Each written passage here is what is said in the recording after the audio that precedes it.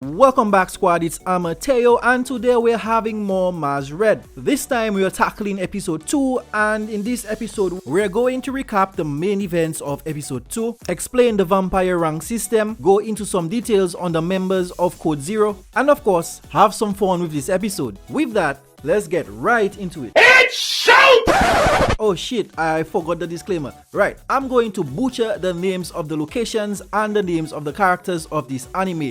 You have been warned. With that, it's showtime!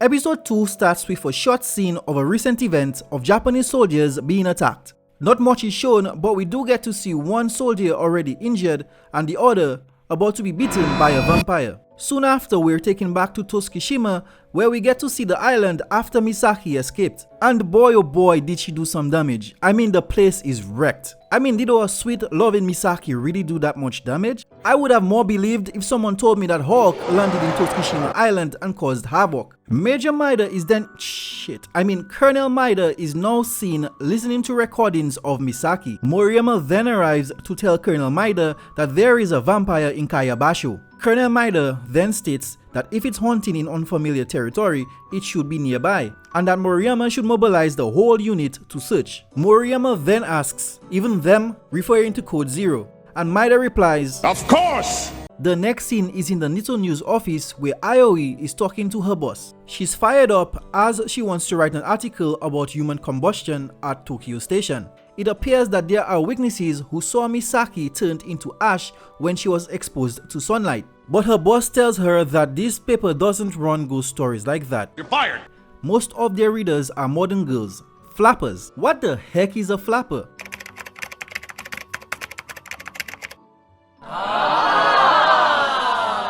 Hey guys, I just want to say thank you for viewing this episode, and if you could just take 2 seconds of your time to just like the video, and if you want to see more of the content, also subscribe and turn on the notification bell so you could see more of my videos. That would help me a lot in terms of the YouTube algorithm.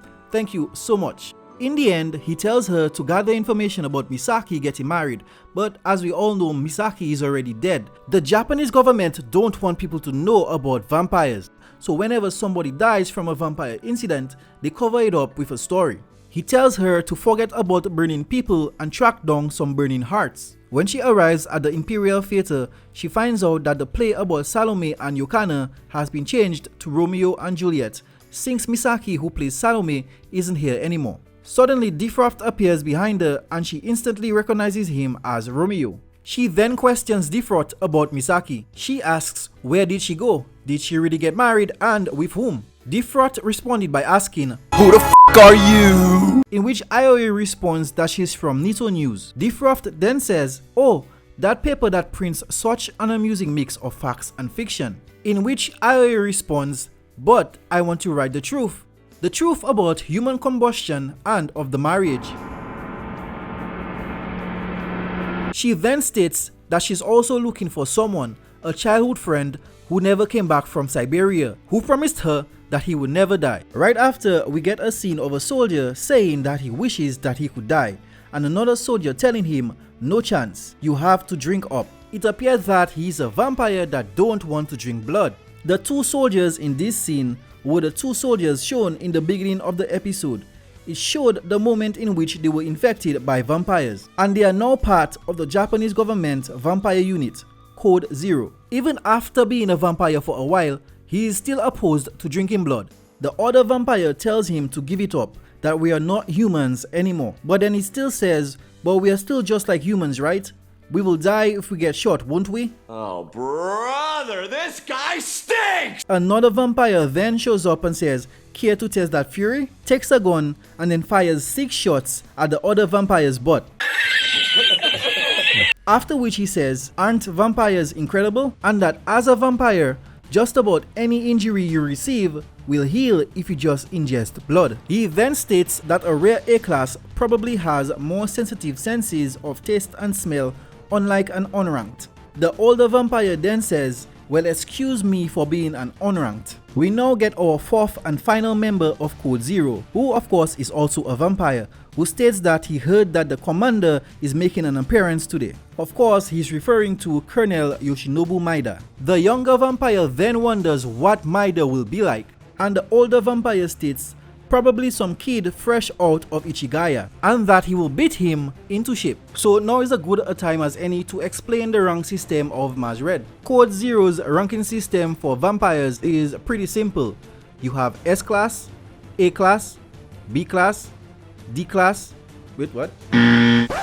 You have S class, A class, B class, C class, D class, and unranked. So the closer you are to S class, the stronger the vampire and the more special skills they possess. So unranked would be like the poop tier, like not even vampires per se.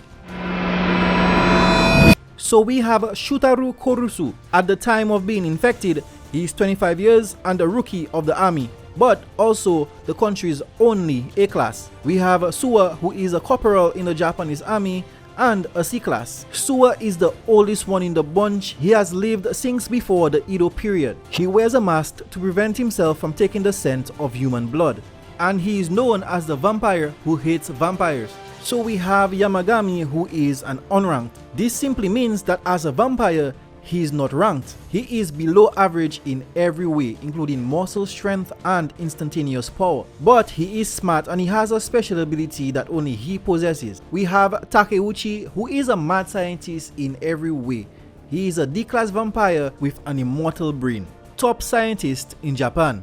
And there you have it, the squad of Code Zero. Colonel Maeda has now arrived and he addresses Code Zero for the first time. Maeda says, "I am Colonel Yoshinobu Maeda. Under my command, Code Zero will operate as a vampire unit and utilize vampire abilities to conduct intelligence and special missions. We will find vampires hiding in Tokyo who may indiscriminately attack humans, then capture or dispose of them." Maeda pauses and asks, "What is it, Yamagami? Is there something on my face?" Yamagami replies, "Why you of all people?" Maeda then says, "That's Colonel Maeda, unranked." Maeda continues to say that we were at Ichigaya together and yet I outstripped you in rank, and Lance Corporal Kurusu outstripped you in vampire ranks. Shut the fuck up! Know your fucking place, trash! Yamagami then shouts, "Maeda!" Then Maeda replies, "Maeda?" After which Yamagami says, "Colonel Maeda." Who's a good boy? Who's a good boy? Maeda then addresses Shutaru Kurusu and says that he is our nation's only A class beaten by an S class, and that he will have to make full use of his abilities in battle. Takeuchi then states that when a vampire's bodily fluid enters a human's body, 9 out of 10 can't resist it and die of poisoning. The issue is those who survive and become vampires, they have the need to ingest blood. Of course, they won't starve to death as quickly as a human would, but their craving for blood would intensify instead. Suwa suddenly states, "Enough talk, who should I kill?"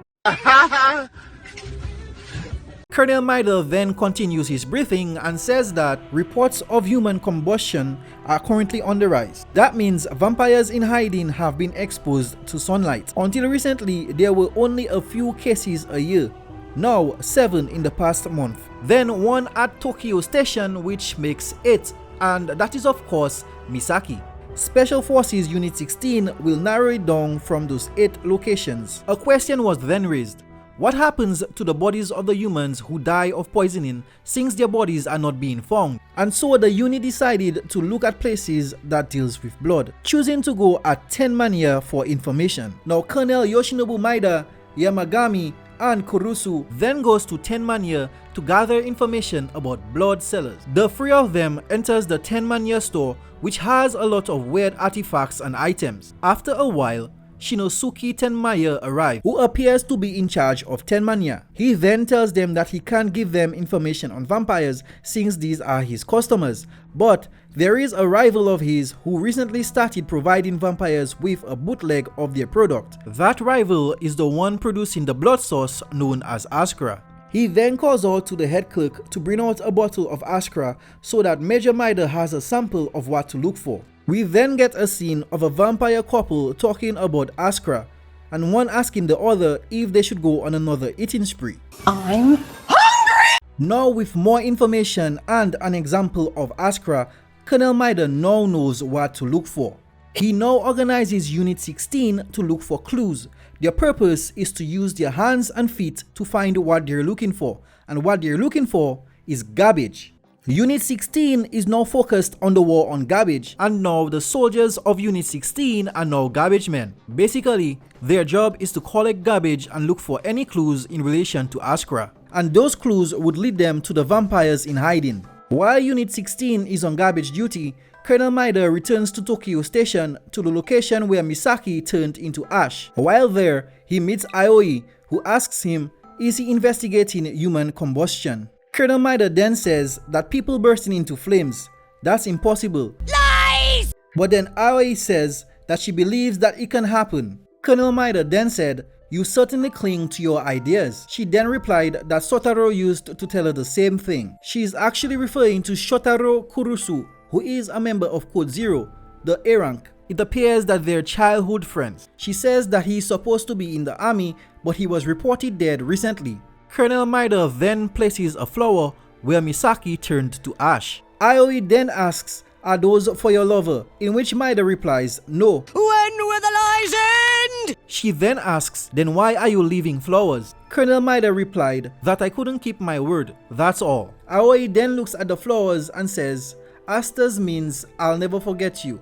I knew it, he did lose his lover. Colonel Maeda then meets Moriyama on the bridge. Now, there is a scene similar to this in episode 1 where they stand next to each other in the same position on the same bridge. After searching for garbage, Unit 16 manages to find an empty bottle of Askra. From that, they found out the location where the vampire is hiding, at a Kayabasho tenement house. Maeda then tells Moriyama to seal the streets and bridges at midnight. We will mobilize Zero. Maeda then tells Moriyama, thank you very much, in which Moriyama replies, you're welcome.